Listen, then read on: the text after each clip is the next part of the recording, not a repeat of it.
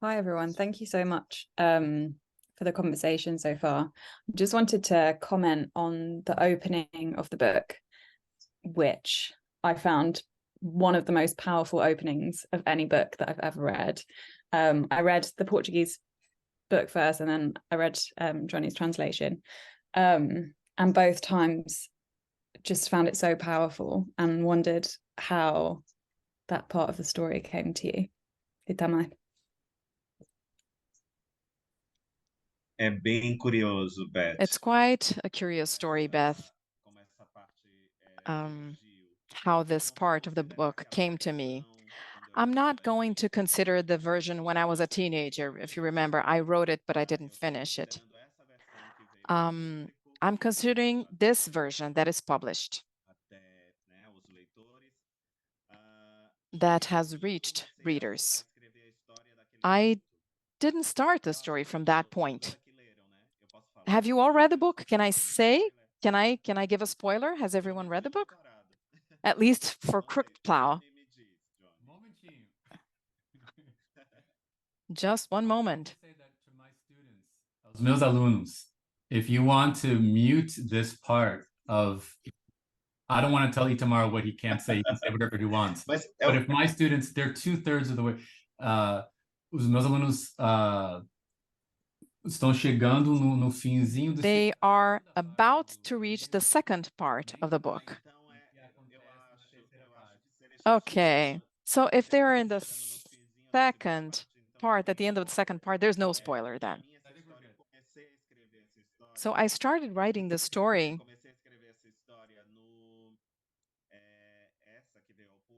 the one that you have in your hands, from the part, not of the death, but the imminent death. Zeca Chapéu Grande, the father, he would die. It is known that he would die. So Belonísia was the narrator,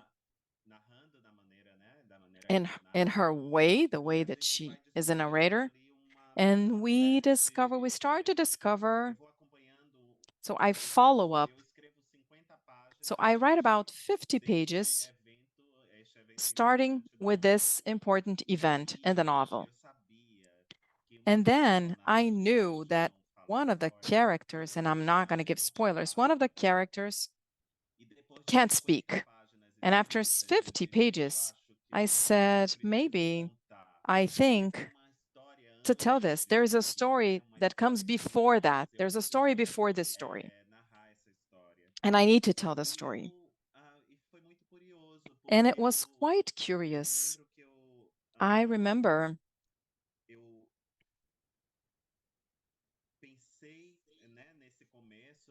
that I thought of this beginning of the book, the initial part, and I thought of a knife.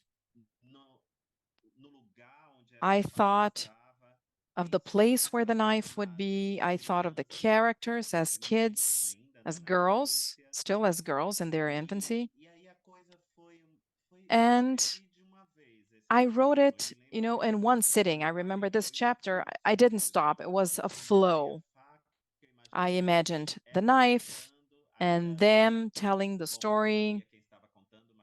I knew who was telling the story, but the reader didn't know who the narrator was. The reader will only find out later on who is telling the story or who is going to lose their tongue. And I remember that I wrote it in one flow, in one single flow. And I thought it was okay, it finished in an interesting way. Because the things that are not explained or that cannot be explained, or maybe that have explanations attributed to magic, they are somehow shown in the first chapter. And I read it, I reread it, and I remember then I started rewriting the story. And even the part that I had written before, I rewrote it. Then I started writing the story, and the chapters came back to me very often. And halfway through the work on chapter 7, I reread everything.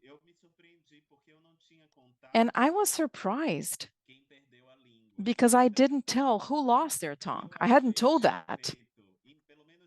And to me, the impact was quite interesting because I wrote that without realizing it. And then I said, yeah, I guess I can support this. I can maintain this until further on.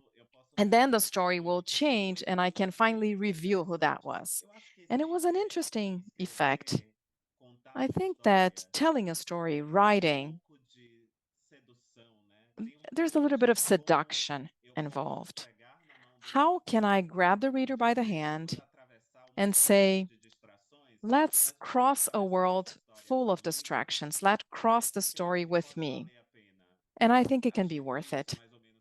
That's more or less what I thought, Beth.